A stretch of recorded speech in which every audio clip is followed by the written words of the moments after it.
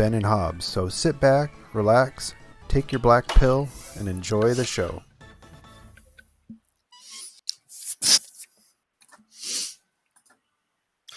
Hey, how's it going there, cats and kittens? It's This Week in Clown World with Ben and Hobbs. He's Ben, I'm Hobbs, you're in Clown World, and White Boy Summer is in full swing. How is everybody tonight? You know what? I feel like something is, if you're just listening, you can't see it, but I feel like something's off with our perspective on our heads. I feel like I'm a giant head. Well,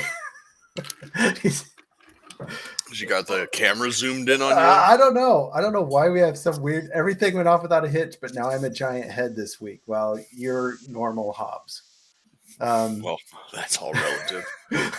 Normal. Got a big brain. That's racial. What I usually wake up to our by then the stream is over. Thanks for joining us, Jack, over here. That's racial profiling. What? Okay. Yeah, I said White Boy Summer is in full swing. Is it White Boy Summer again? It's always White Boy Summer. It's always White Boy Summer. White Boy Summer follows Arab Spring. How did white boys obtain summer? Through jihad. Of course. One of the all-time classic memory TV.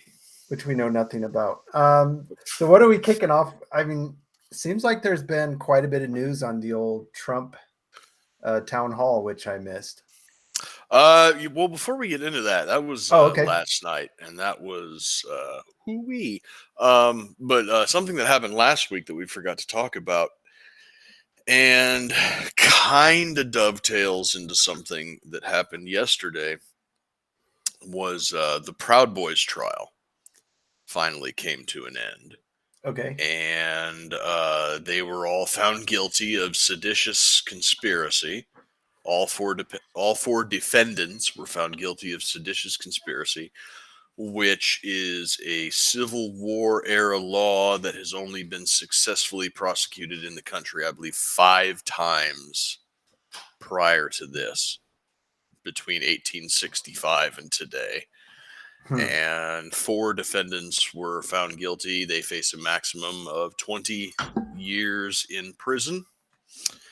And it's obviously bullshit because at least one of the defendants was not even in D.C.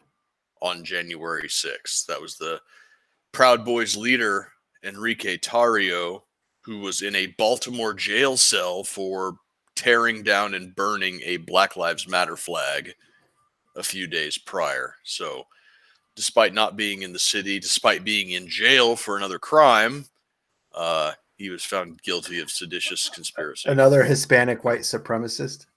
Yes. A half black, half Hispanic white supremacist.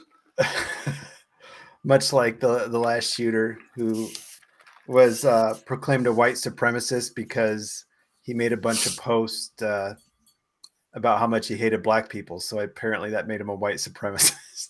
Yes, because there's only black and white people. There is nothing else. But yeah, I mean, I'm curious how, I don't know. I don't even understand how that could happen then with him getting strung up for not even being there. Yeah. So the idea was, it wasn't that he was, well, according to the logic here, it wasn't so much that he was there and present and had anything to do with it. The charge is seditious conspiracy. So they had to, at least in the jury's mind, prove that he in some way, either explicitly or implicitly, formulated a plan to do what they did, or not what they did, but what they were accused of, which was an attempt to block the peaceful transfer of power from Donald Trump to Joe Biden. Now, unfortunately, for this case, the burden of proof for these types of legal matters is guilty beyond all reasonable doubt. That threshold was not met, and yet they were convicted anyways. Now, what happened to them dovetails somewhat nicely into another verdict that was passed down yesterday morning in the case of the E. Jean Carroll case of sexual battery against Donald Trump, something that allegedly occurred in 1996 in a Bergdorf Waldman dressing room in New York City, where she claims he sexually assaulted her. He was not found guilty of sexual assault. He was found civilly liable for battery and defamation because after the fact, he called her an ugly liar. So this, of course, was a jury of 9 Manhattanites, of course. So how is the Proud Boys trial and the E. Jean Carroll trial? How are those two connected? I hear some of you ask through my telepathic powers. And the idea is that both of these cases were basically tried in the court of public opinion rather than the legal system as we know it. It is setting the precedent that although the burden of proof for beyond a reasonable doubt was not met, it is okay for juries to take a look at the evidence and completely disregard it and instead take a look at the defendants on trial. And if they, in their minds, determine that the defendants are bad people, then they will convict regardless. It's almost the exact opposite of jury nullification. Well, that's kind of the whole progressive movement. They're discriminating and accusing people based on the person, not anything else about them. Yes. You know, everything is based on the color of somebody's skin, their sexual identity. It's not based on the merit or their character. You know, so it doesn't surprise me that's the direction that the court system went. Mm-hmm. Now I see potentially an appeal to a higher court, maybe getting these things overturned. The Trump case, since it was a civil case, I don't think that would happen. The jury awarded her $5 million, which is nothing to somebody like Donald Trump. And yeah, so that's where our justice system is at right now. Well, and I mean, of course he'll appeal it. I mean, that'll be drawn out for years and years then. You know, it might even get appealed down the road. It won't be a news story, of course, that it got appealed. No. You know, they just want to have that initial Trump shock value story.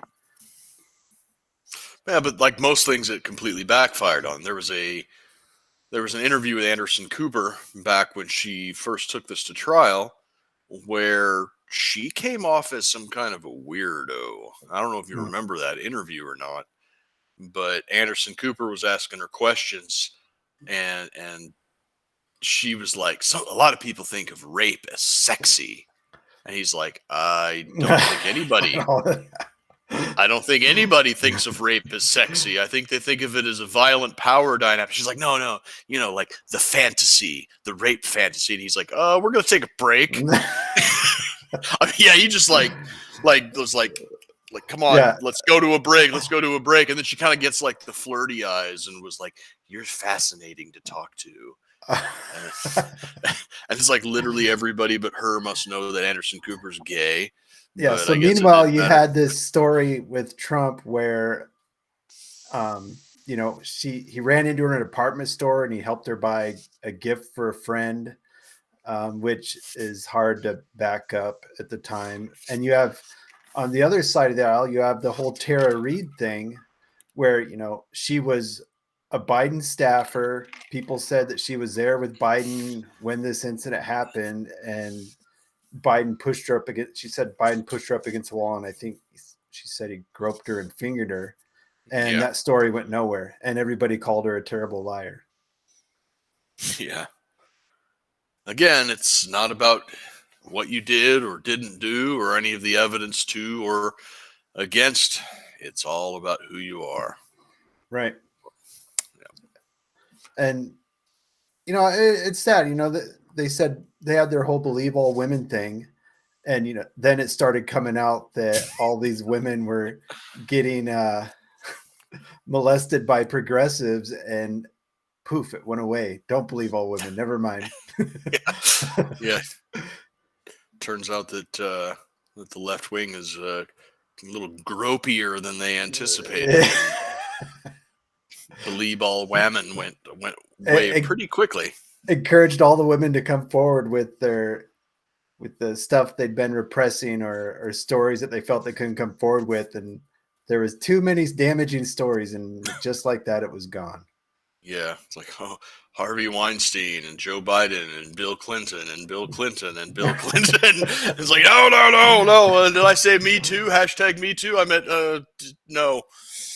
Speaking of Bill Clinton, another news story that didn't go anywhere was, there was the Epstein guest list. There was portions of it that got released. Yes. And nobody talked about that.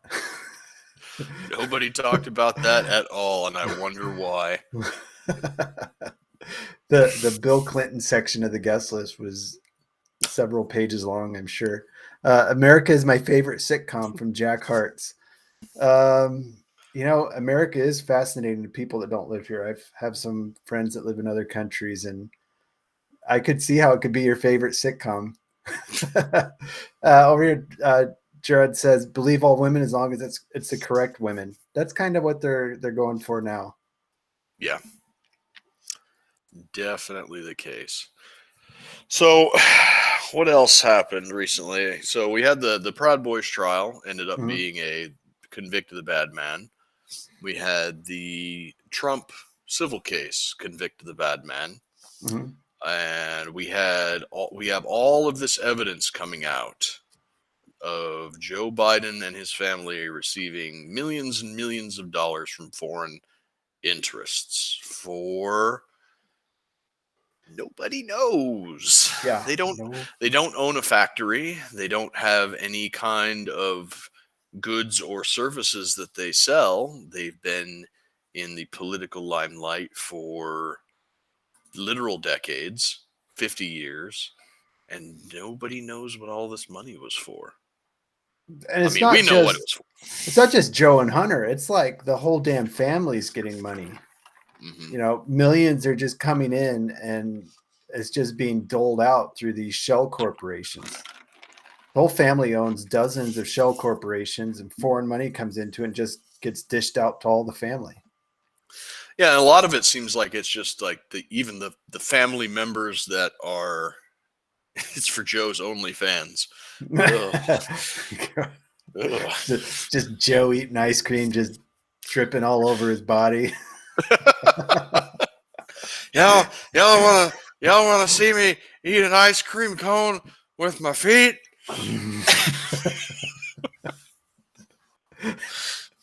Yeah. But it seems like they're using the family members almost as a structuring, because one of them was one of Joe Biden's grandchildren, who I think is like 7, collecting a paycheck from the family biz. Yeah. So they're using these shell corporations as cutouts and money laundering, and they're using family members as cutouts and money laundering. So it's all got to be going back to probably Joe and Jim, the two patriarchs of the family, through all of these other family members in these shell corporations. So, yeah. So Byron Donalds, I don't know if you know who he is. He's a congressman from Florida. He got up a couple of days ago and gave about a half an hour or 45-minute speech where he laid everything out, because apparently before he was a congressman, he was a financial advisor.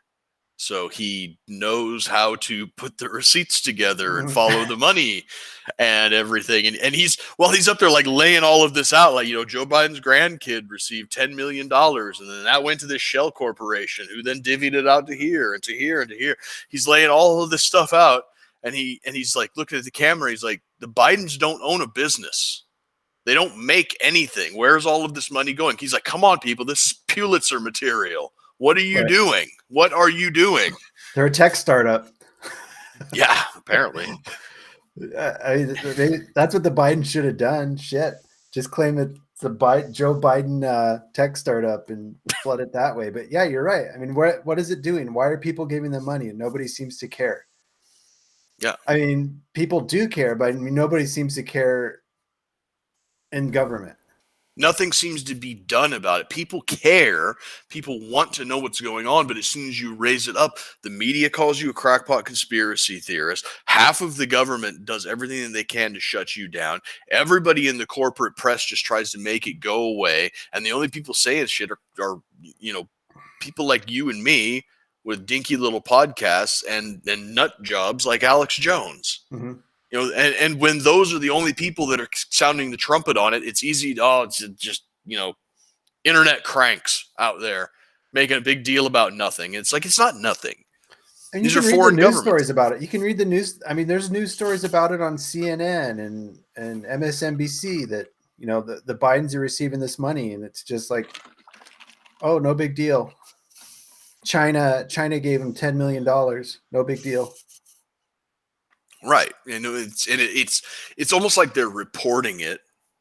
They're reporting that it happened, and then that's where the line of inquiry Well, is. because they know it's bad. They when this blows up later, they don't want to be like the only media outlet that didn't report on it. So they look completely shady. They can at least pretend they have some sliver of partiality on their reporting, impartiality on the reporting, and say they at least covered the story. I think that's all they're doing. Yeah, just to check the box. So they could be like, oh, look, on May the 2nd, here's a story. Joe Biden received $10 million and divvied it out through shell corporations. We reported on it. It was buried on page 7 in 10-point font, but it was there. Yeah.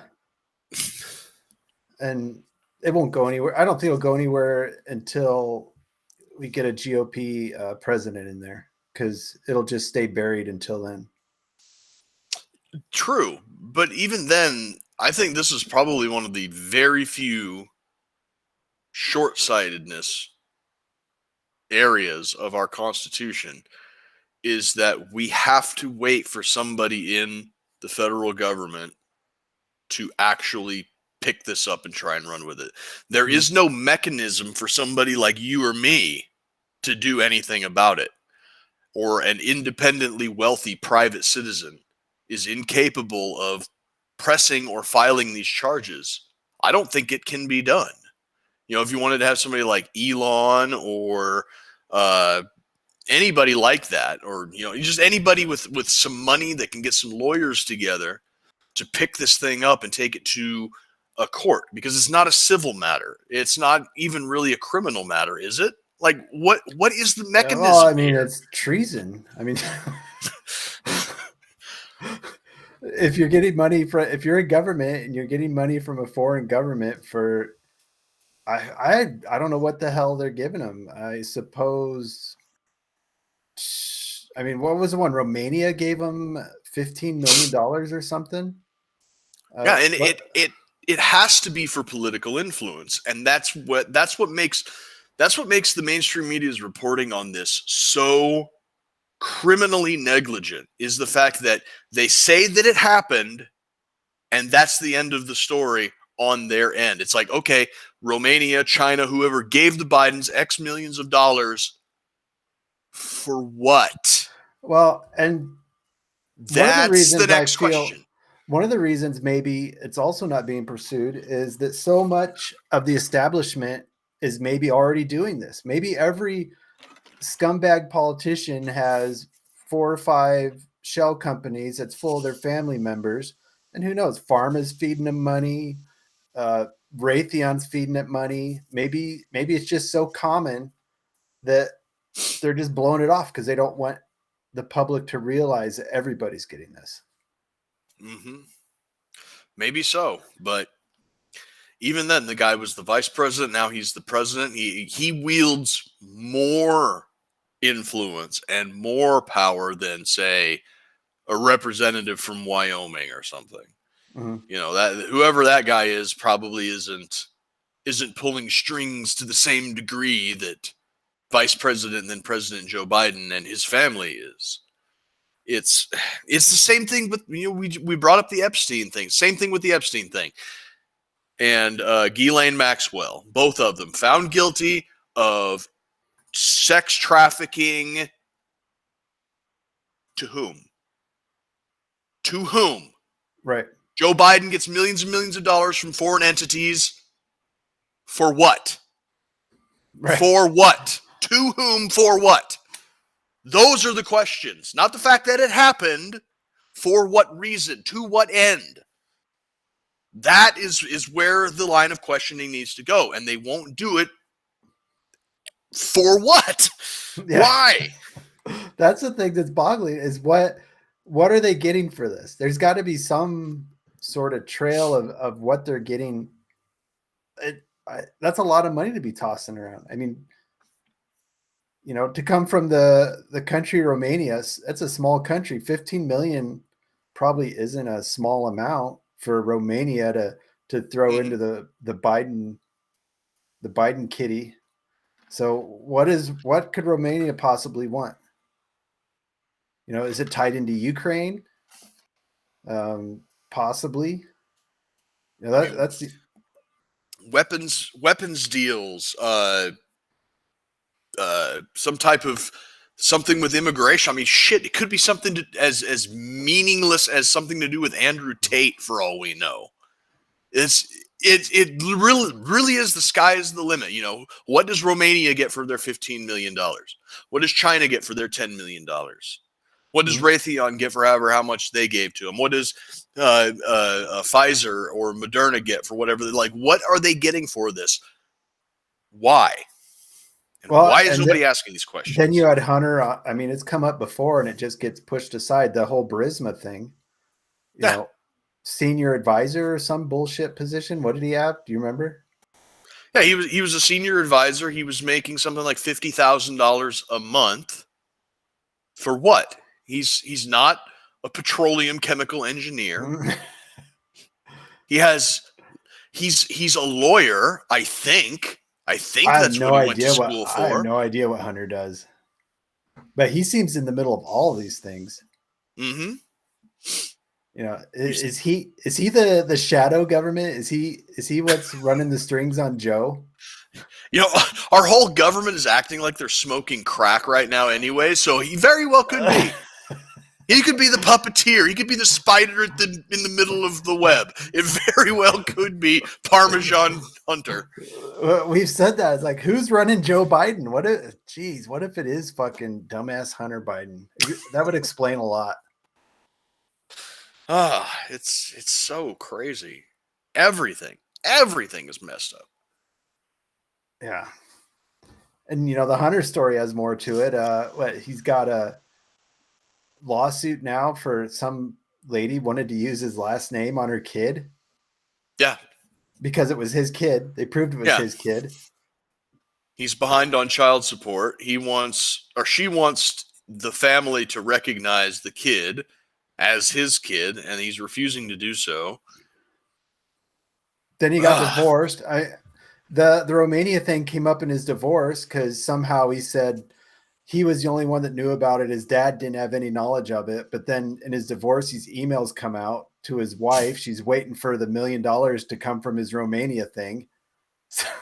So right there, already we know more people know about it than you did. So your dad surely must have known about it. Mm-hmm. The 10% for the big guy. Yeah, it's just one of those things where they started lying and it just keeps snowballing on them. Eventually, it's got to blow up. Yeah. You know, the great thing about telling the truth is you don't have to keep a story straight. Yeah. Right. I mean, did Trump bring that up in his town hall at all? I wonder if you want to get into the town hall. So I only watched bits and pieces of it. It was supposed to run for 90 minutes. Uh-huh. And it was such an embarrassment that they cut it short at 70.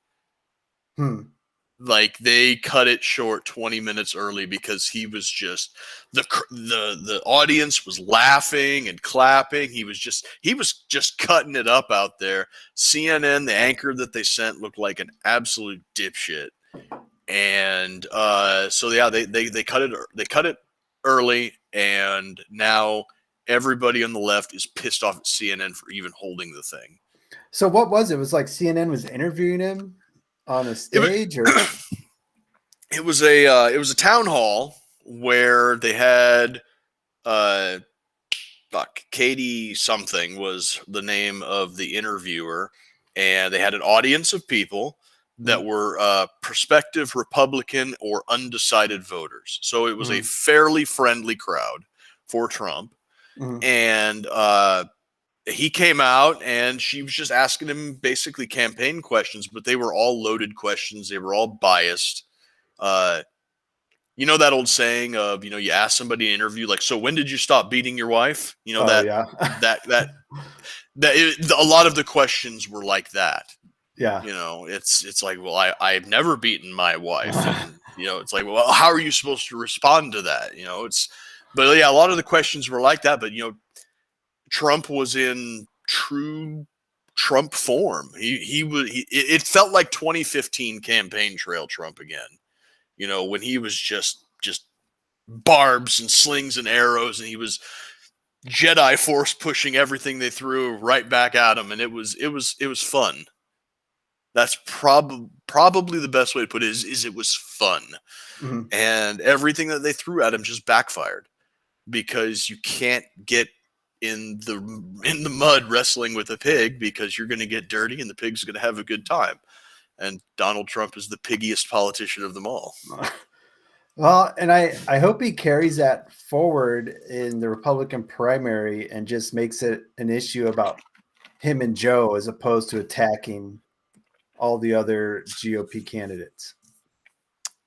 If the energy that he showed in the parts that I saw last night is any indicator, and the enthusiasm for his nomination, if the people in the audience are a good sample of the Republican base, I think that CNN did more to seal his nomination than anything he could have done on his own. It was that bad. Well, and that just goes to, they still haven't learned their lesson, have they? Just don't talk about him. Yeah. And then that's the thing is that you can gauge with near 100% accuracy how bad a Trump story is for the regime by the media's immediate reaction.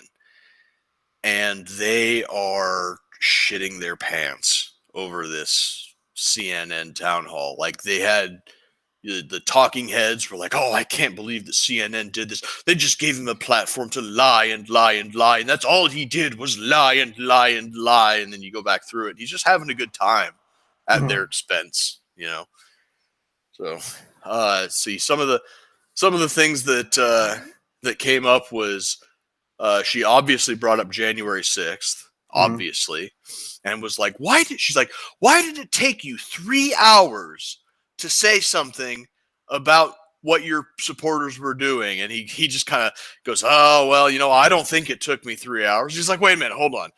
Let me whip it out. And he reaches into his coat pocket and he pulls out printouts of his Twitter feed. He's like, you can see here on January 5th, I said, be kind and considerate to the police officers. They are on our side. They are patriotic Americans. Be peaceful. Be peaceful. He's like, that was the day before. She's just like, oh crap. He had the receipts to back up what he was saying. And it's well, at least he learned from Elon how to deal with it when they pull that shit. Like the guy said during that who interviewed him? I forget who they were with, but they're like, my Twitter feed has become more racist since and Elon said, give me an example. And the guy like, no, you say it's being more racist. I want an example. Yeah. And that's exactly what he did. Yeah. He had him head on. Exactly. And she brought up she said something about the debt ceiling, where she's like, you said that when you were president, you said that the debt ceiling should never be used as a wedge issue in negotiating with Congress. And he's like, yep, I did that when I was president. She's like, but now you're saying it should be used. She's like, what changed? He's like, I'm not the president anymore. It's a valid comment. I mean, Yeah. he's on the other side of the fence now. Of course he can change what Yeah. he's thinking. And that's the thing about Trump that I think was his major appeal to a lot of normal people is that yes, he's a billionaire, yes, he became a politician, yes, he became the president of the United States, all of that stuff, but he conducts himself in a way that you would expect to see him pouring concrete at a job site. He's like a normal guy who just happens to have billions of dollars and became the president. Mhm. Well, and I think it's fine that he's going to change his perspective on stuff when he becomes president because you're in a different position of power. You have a different ability to do things. So I have no problems with that answer of his, honestly. And I think it took everybody by surprise because you're always used to politicians being full of shit and claiming that they're not full of shit. And to have a politician come out and being like, yes, I'm full of shit. It's refreshing. So, I mean, do you think they'll do any more town halls for any of the other GOP nominees, or you think they'll do a Joe Biden town hall, or they're going to avoid that one? I think that they're going to do everything that they can to keep that man away from a microphone unless they absolutely, positively have no choice. Yeah. I mean, I'd love to see that town hall. It would probably be hilarious. I mean, 90 minutes of Joe Biden. There's no way that his meds wouldn't wear out before it was over. No, they'd have to have him on some type of like automated pump that just keeps pumping Adderall into his veins or something, or whatever weird alien cocktail they got him on. Whatever GOP person gets the nomination, they should, if they're going to have presidential debates, they need to make sure that they're like late in the evening so that Joe Biden, Alzheimer's people get that sundowners. Make sure go ahead. Make sure it happens so that he'll completely just go off the rails. Oh yeah, he'll get that dementia rage. Yeah, when he called that guy fat and challenged him to a push-up contest, or I'm gonna take him out behind the shed and whip his ass, or any of his other nonsensical bullshit because he's failing fast. I mean, I saw a picture of him yesterday, and he's got those crazy. I mean, just the look in his eyes, it's that crazy dementia eyes going on. I don't know how they keep him going day to day. How it hasn't become just so blatantly obvious that he has dementia at this point. They barely do, and it seems like every time that he goes out in front of anybody, any type of a crowd, he forgets where he's at. Mm-hmm. He'll get up to the podium. Does the John Travolta meme? Yeah, he'll mushmouth his way through whatever it is that he's supposed to say, and then as soon as he's done, it's like a switch goes off, and he's just like, okay, where am I supposed to go? And what makes it worse, and Bongino talks about this every time that he has one of his senior moments up there on stage. He's like, the Secret Service tells him everything he has to do. They put tape X's on the floor. He's like, and this isn't a Joe Biden thing. This is a all presidents thing.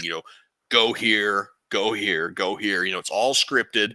Mm-hmm. It's for security as much as it is for optics. And he's like, and even with the tape X's on the floor, even with the script, even with the crib notes in his hands, with all of this, he still gets it wrong. The fact that he's got crib notes is not the scandalous issue. The fact that he's got all of this stuff pointing him in the right direction and he still falls over his own ass, that's the scandal. They keep him going via bunches and bunches of amphetamines. Yeah, maybe. Yeah. Probably. I can't imagine they think 4 more. I mean, damn, he's going to be worse off than Dianne Feinstein if he gets a second term. Mm-hmm. I mean, that chick's up there in a wheelchair and half her face is paralyzed now. Yeah. See, this is what happens when the guy who's been supplying your adrenochrome for the past 25 years hangs himself in a New York jail cell. The entire political class just starts falling apart. It'd be nice if he just stepped. But we've talked about this before. The left doesn't really have much of a farm team going on. I mean, I like RFK Jr. still. He keeps saying stuff that's on point, but there's no way that how their current party is, he'll get anywhere. No, and the thing is that he knows it. Mm-hmm. And I think what he's doing now is he is doing a self-aware version of the Teddy Roosevelt Bull Moose Party trick. Okay. So for anybody who doesn't know, way back in the day, Teddy Roosevelt was the president. He's a Republican. Mm-hmm. And then he got out after like 2 terms or whatever. And then in the election where Woodrow Wilson became president, the Republican actually looked like he was going to win. And the establishment at the time wanted Woodrow Wilson to be the president. So they convinced Teddy Roosevelt to run again under a third party called the Bull Moose Party. They said, Teddy, you're popular. You can win a third term. 2 terms. We didn't have term limits back then. So he's like, you can win a third term. Just go out there. You're super popular. But all it ended up doing was splitting the conservative vote, and Woodrow Wilson became the president. So I think that what RFK is doing is the exact same thing, only he knows what he's doing. Nobody talked him into it in order to split the Democrat vote. What he's doing is, and he's no friend of Trump's, they know each other, but I don't think they have a cordial relationship or anything. He's pretty pissed off about the Operation Warp Speed and the vaccines shit. But I think what he's doing is he sees Joe Biden as the greater evil. And so he is running as a Democrat, and he will do everything he can to get Joe Biden on a debate stage. And he is saying a lot of stuff that is making a lot of Democrats happy. And to be honest, he's saying a lot of stuff that's making a lot of Republicans and libertarians happy too. If the Libertarian Party wasn't such a shit show, they would be courting him to get him on the LP ticket. Mm-hmm. But, like we talked about last episode, they're a debate club now. They're not looking at getting any sort of actual political clout. Yeah. Well, the thing about RFK and his policies, I disagree with him strongly about the environmentalism bullshit. Guns. I disagree with him strongly about the gun control, and I disagree with him about abortion. So for those 3 things right there, I can't say that I would support him, but he's good on the vaccine. He's good on the corporate corruption. He's good on government corruption. He's good on trying to rein in immigration. He's good on trying to rein in the intelligence agencies. Those are all good things. He would be a good person to have in a cabinet position. Unfortunately, I think he's trying to get himself killed. I know he's doing the old Lieutenant Dan. Yes. And I'm not joking either. I think he's trying to be another Kennedy martyr, because he's saying a lot of the same stuff that got JFK killed. And RFK. Mm-hmm. Didn't he come out and say that he thinks that the CIA did kill or no, he went to see, what did you say? He went and visited his father's killer in prison? Yeah. Yeah, he visited Sirhan Sirhan in prison, and he came away convinced that while Sirhan Sirhan might have had something to do with it, he wasn't acting alone. Yeah, I mean, maybe Sirhan Sirhan is, one of the alpha software version of the old glowies creating a shooter. Mm-hmm. There's no records of it for back in that day, but I could certainly see how they could get their hands on somebody back. People talk about MK Ultra. I don't know. Maybe it's an MK Ultra thing. But yeah, it seems so weird if you know a little about Sirhan Sirhan that he would just decide that, you know what, I'm going to go kill RFK Jr. today. Yeah. I think he's trying to martyr himself. Almost because you listen to him talk, he sounds like he's dying of throat cancer. So maybe he does have some type of terminal illness. Yeah, he's not somebody And that you want to listen to for half an hour. That's for sure. no, definitely not. So he might have some type of terminal illness. He might see it as like, I've got nothing to lose. If they kill me, it's like it's going to be like a posthumous "I told you so," you know. Scientific libertarian over here. He said he wants to put climate change deniers to be put in prison. Oh, I suppose you don't like Ted Kaczynski either, huh? Ben has taken a handful of the Ted pill. You're gonna crap on Uncle Ted next? Yeah, he did say that, and that's kind of extreme. I don't know. I need to look into that. If that's something he said is like a wokey, hippie graduate student, or he said it like it within the last 5 or 10 years. Yeah. The Democrats are searching for candidates in the hospice wards. Well, that's about their party. We were talking about Feinstein, and we got Joe Biden limping around. Yeah, I don't know what to think about RFK Jr. Maybe he is trying to go out as a Kennedy. Good. It'll be a fun show. If that's how he wants to go out, more power to him, and hopefully it's a great ride.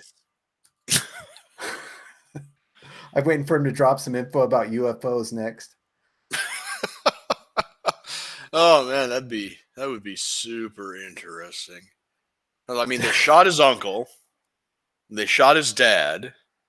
Are they going to go for the hat trick, or are they going to get a little bit inventive?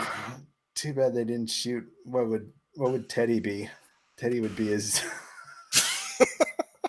Teddy knew his place. That was Too bad they never did in Teddy. That scumbag. Yeah. Killed the wrong Kennedy. But yeah, that his campaign won't go anywhere. I mean, it's good for him. He's having fun with it. You know, the Dems have already said they're not going to do any debates for the primary, which I don't think it's out of line. I think that's kind of standard fare when you have a sitting president, that you don't entertain any people to try and knock them off their seat. Mm-hmm. And I can't think of any cases where that's actually happened. I think that if you have a primary challenger, did Carter get knocked off?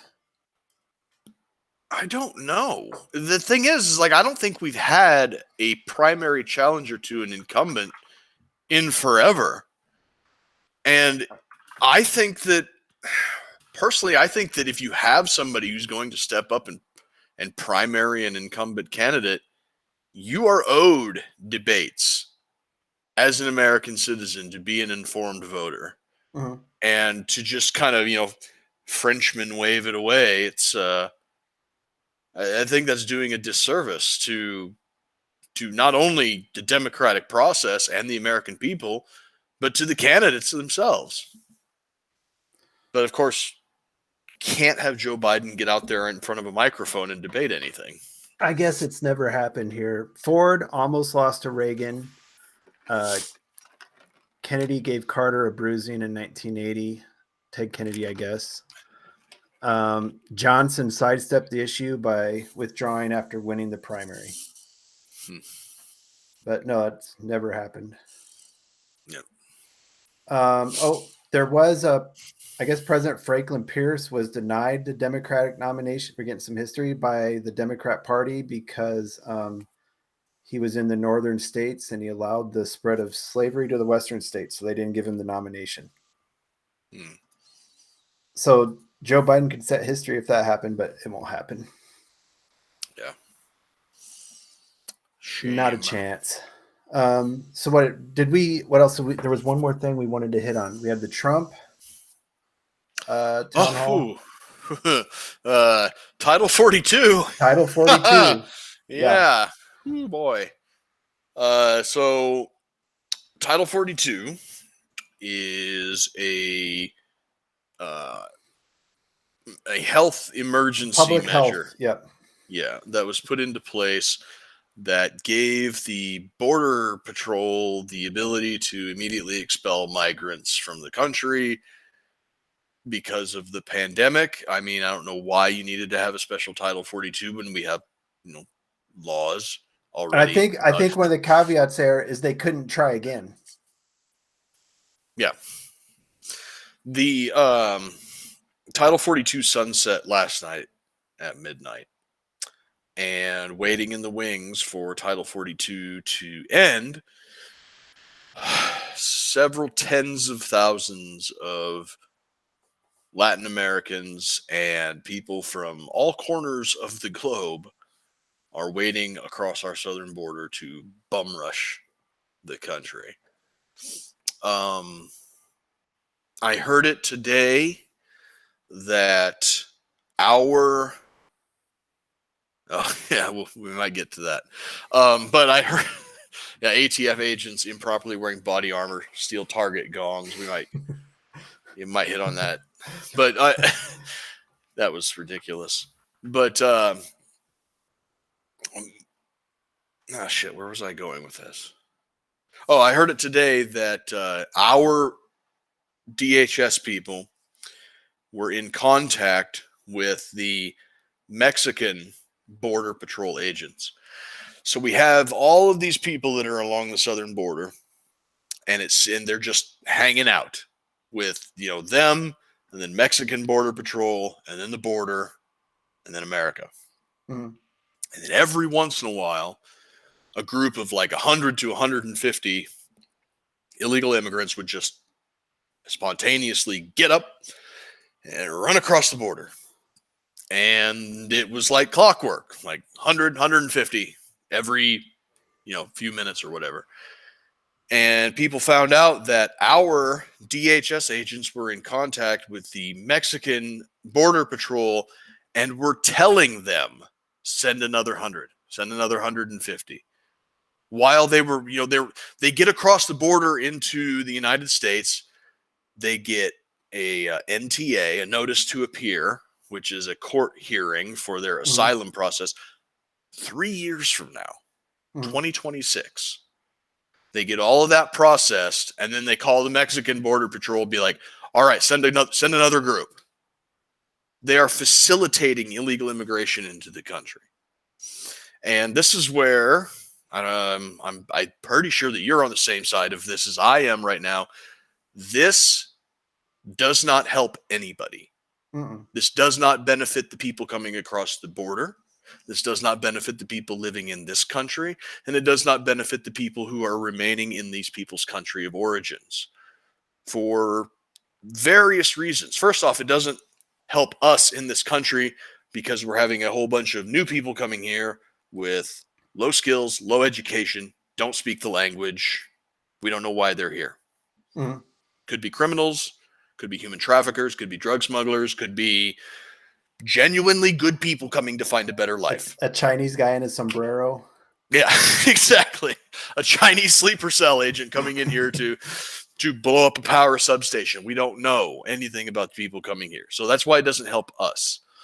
It doesn't help the people who have remained in their country of origin, because if their country of origin is so bad, then and the people who are physically and motivationally capable of making it here, those are your entrepreneurs, those are your business owners, those are your movers and shakers, those are the people who can turn a bad situation good, and they're coming here instead of staying there and making the lives better. And the people that have to stay there because they can't get here, their lives get that much worse. And it's not helping the people who are coming here. Even though you may think, oh, yes, it's better to be a poor person in America than a middle-class person in Guatemala, or whatever your justification of it might be. Or you might say, like, oh, they're just coming here for a better life. Oh, well, like, what better life? What better life? You come to the United States of America, you don't speak the language. Some of them probably aren't even literate in their own language, let alone English. You come here, you have a sub-high school education by our standards, not your standards, our standards. You become a ward of the state out of necessity. You become a ward of the state out of necessity, or you're doing menial, under the table for cash jobs that might not be steady. Well, that right there is why that's why it doesn't get fixed. You know, you have a whole subset of people that are preying on these immigrants for cheap wages, other reasons, whatever, and they don't want it to get fixed. You know, it's not just because it's a political wedge issue. It's because there's a lot of people making a lot of money off these illegal immigrants. Okay. Hold that thought for just a moment, okay? Well, I want to come back to that. The other aspect of there's the push and pull of migration. The pull is on our end. We have a large economy. We have open jobs. We have the opportunity for a better life. We have a welfare system that is pretty good at taking care of people. That's the pull. The push is the shitty situation in these people's country of origins. Now, what I have not seen anybody make the connection of in any type of news, like even the more conservative and border hawkish things that I sometimes subject myself to, because sometimes they make stupid arguments for the right reasons, but stupid arguments.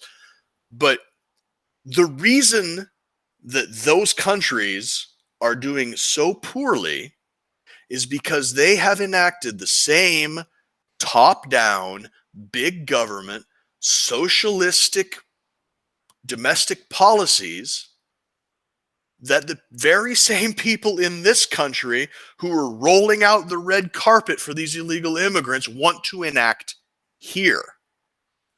If you had a little more capitalism and a little less socialism in these South American countries, then the people wouldn't have to come here. Their countries wouldn't be so terrible. And yet you have the same people pushing that bullshit here are telling those people who have already experienced it to come on over. And for whatever reason, for every one person from those socialist countries that have learned their lesson that this shit doesn't work, you have 100 people that are like, yeah, it didn't work in our country because our economy is crap, but America is the land of opportunity. Maybe socialism will work there. And they vote accordingly. Well, and on the political vein of it too, you don't need a social security number to pay social security taxes. You do need a social security number to draw social security. I wonder if all these illegal immigrants might be part of the scheme to keep social security propped up. It very well could be. But the same people who are constantly bitching about slavery that ended 150 years ago are now all in on importing some type of permanent underclass to work as slave labor to keep our gravy train rolling. That's just slavery with more steps. Yeah, exactly. If they didn't have double standards, they'd have no standards at all. So getting back to, and this is where I think we should probably end it right now. At the beginning of the show, we talked about the alleged Mexican neo-Nazi that shot up a bunch of people in Allen, Texas, right? So there were pictures floating around of him with the SS lightning bolt tattoo and a swastika tattoo. RWDS. Yes, and the Right Wing Death Squad patch on his tactical vest. And people were like, oh, see, right there. And it's like, no.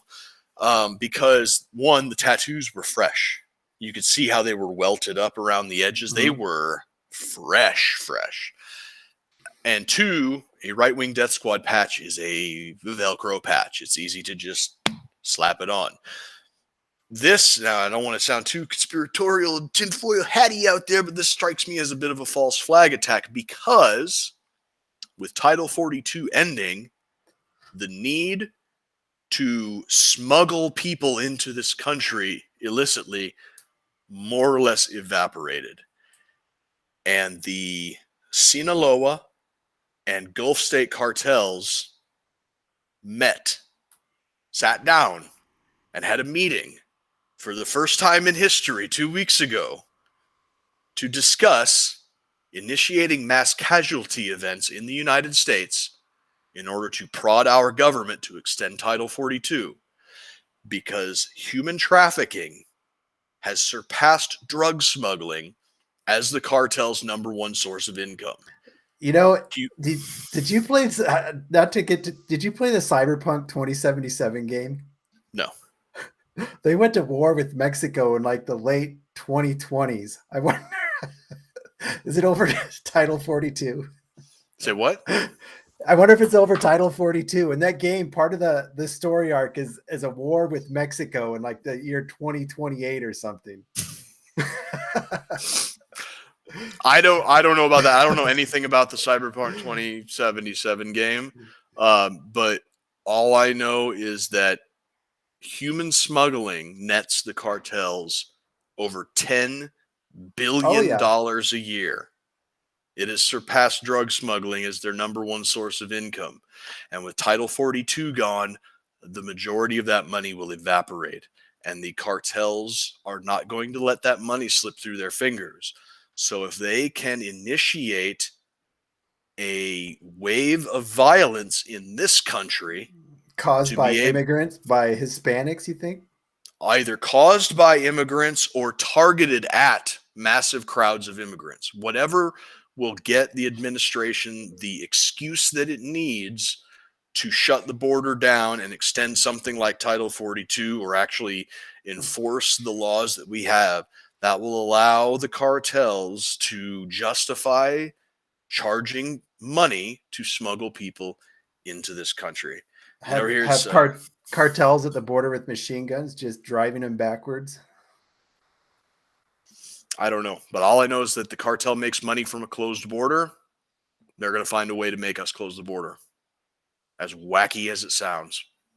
So the lesson is only call people neo-Nazi if they're an actual neo-Nazi. Yeah, that term's been so diluted now that anybody can be a neo-Nazi. Yeah. Apparently, even if you're Hispanic. Yeah. I think the guy was a false flag.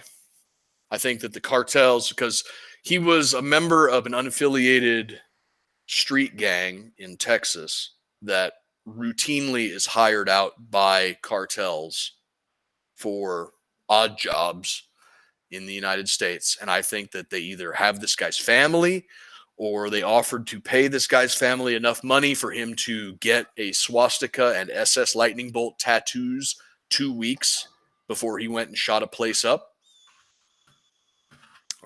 Yeah. So you're saying we're going to get a Mexican-American War II, Electrica Boogaloo Dos? It's possible. Electrica Boogaloo Dos coming near you. I mean, man, cartels. I mean, the shambles our government's in, the cartels might stand a chance. You think that the Aztlan movement is going to take over parts of southern Texas and New Mexico and Arizona? Yeah. Carve out their own little ethno state? Yeah. Who knows? The Reconquista of the southwestern United States. That is a great segue into the clown world. So thanks for joining us. Yeah. I was going to say, I tell you what, if you guys leave Texas, Arizona, and New Mexico alone, you can have the southern half of California. Yeah, the whole Baja region. It's yours. All of take it. Yeah, we'll give you the Raiders too, since you guys like that so much. We'll move them over there and just make them the Mexican Raiders. So thanks for joining us this week. We'll be back again next week, Thursday, most likely. Have more Clown World for you, and stay honky.